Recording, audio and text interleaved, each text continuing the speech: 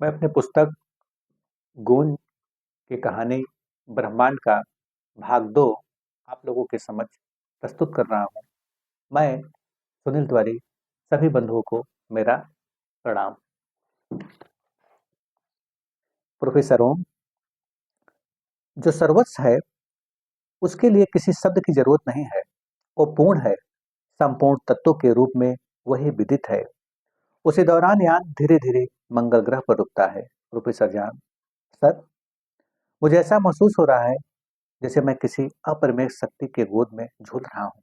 Professor ओम, यही सच है कि अपना ब्रह्मांड आश्चर्य से भरा हुआ है। प्रोफेसर सैमुअल, सबसे बड़ा आश्चर्य यह है कि मैं क्यों हूँ। प्रोफेसर वैभव, मेरे हिसाब से मैं किसी अनंत जीवन से जुड़ा हूँ जिसके बारे में अभी हमें पूर्णतः नहीं पता है। प्रोफेसर जान, तुम्हारा सोचना ठीक ही है। अभी अभी मुझे महसूस हो रहा है कि अपने ब्रह्मांड की सीमा मैं हूँ। अगर अनंत जीवन के बारे में महसूस करना है तो स्वयं के अंदर प्रवेश करना होगा। प्रोफेसर सैमुअल, हाँ, जीवन का रहस्य स्वयं के अंदर निहित है।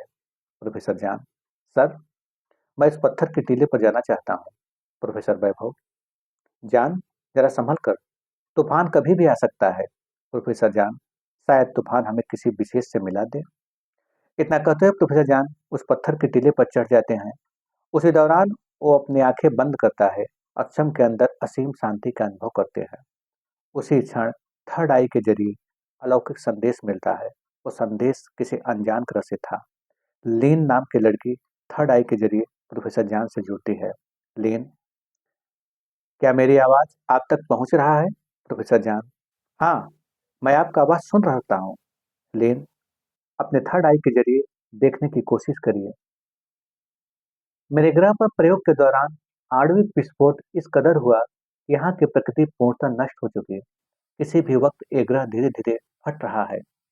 यहाँ के सारे लोग मर चुके हैं, लेकिन मैं विशेष रक्षा कवच में अभी तक जिंदा हूँ। लेकिन किसी भी वक्त रक्षा कवच फट सकता है।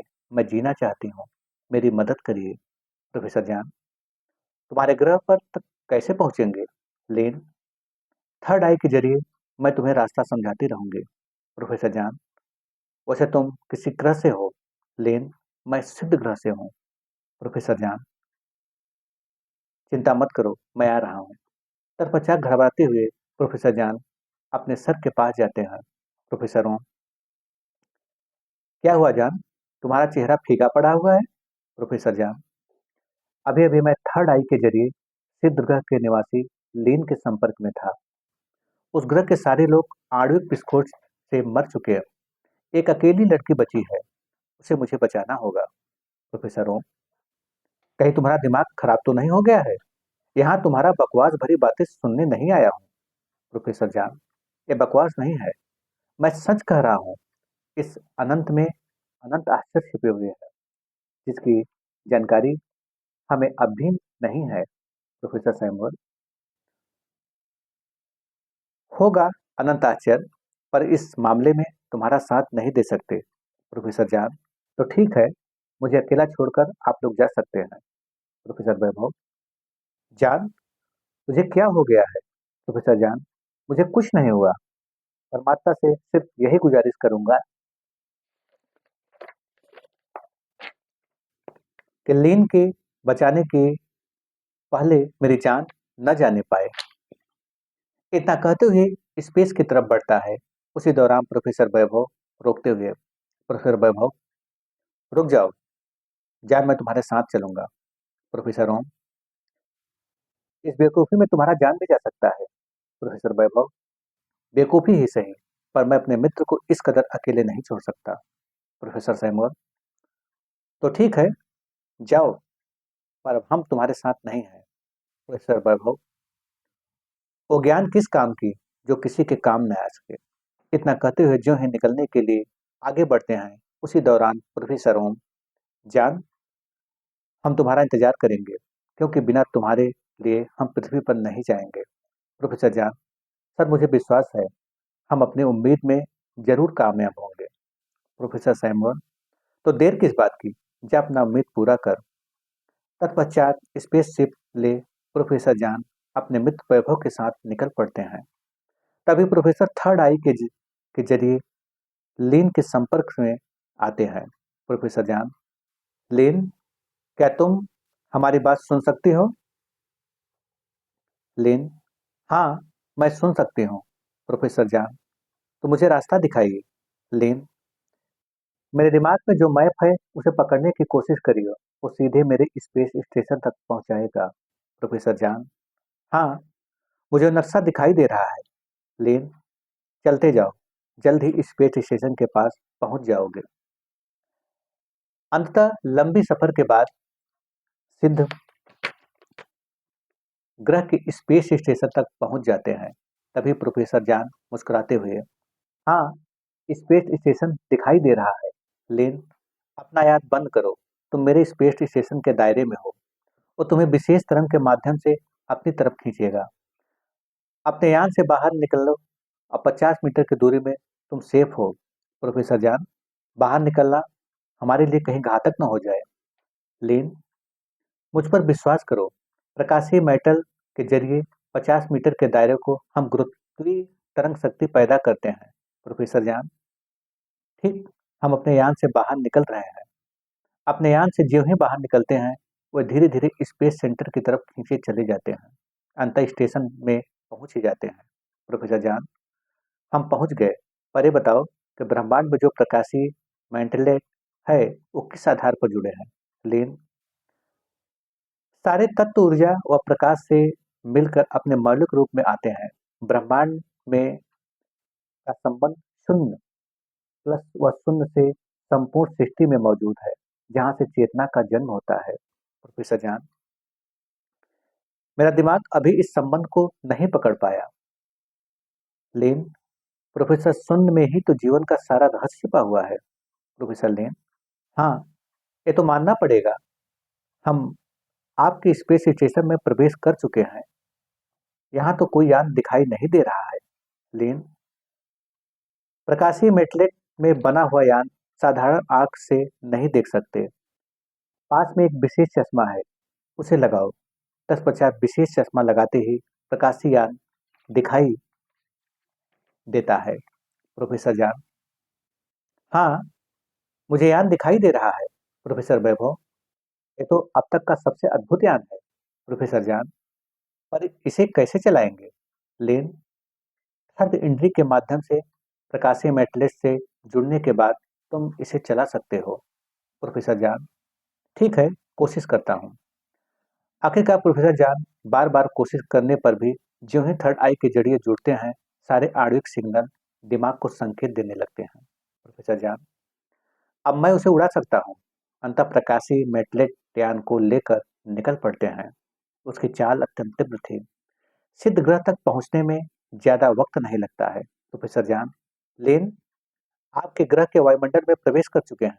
लेन, मैं अपने रक्षा कवच से सिग्नल भेज रही हूँ। प्रोफेसर जान, लेन, आपके रक्षा कवच का सिग्नल मिल गया, बस थोड़ी देर में पहुंच जाएंगे। लेन, ध्यान रहे, अपने यान से बाहर तब तक बाहर मत निकलना जब तक मैं न कहूँ।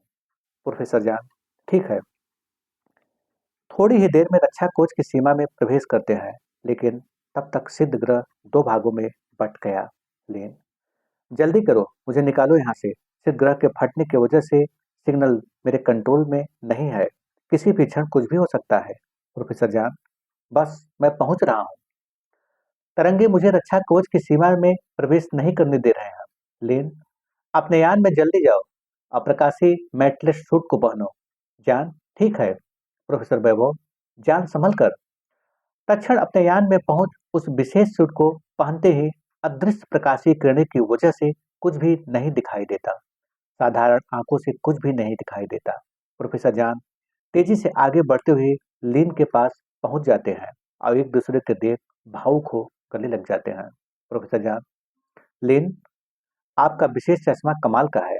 इस विशेष सूट में भी आपको मैं देख सकता हूँ। लीन, अब देखने के लिए चश्मा का सहारा नहीं लेना पड़ेगा। तत्पश्चात इतना कहते हुए जल्दी जल्दी आगे बढ़ते हैं।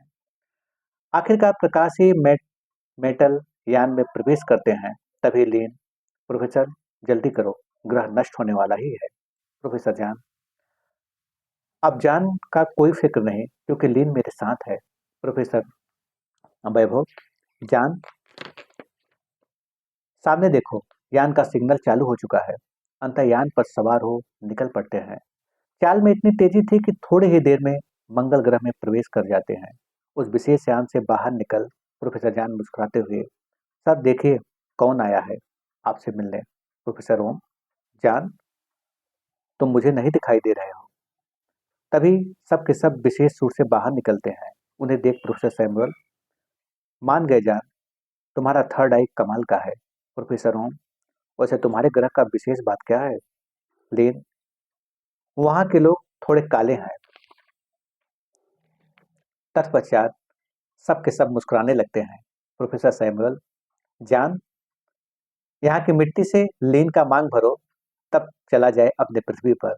जान मंगल ग्रह की मिट्टी से लीन का मांग भर सदा के लिए एक हो जाते हैं। प्रोफेसर वैभव, चलिए उस विशेष यान से चला जाए।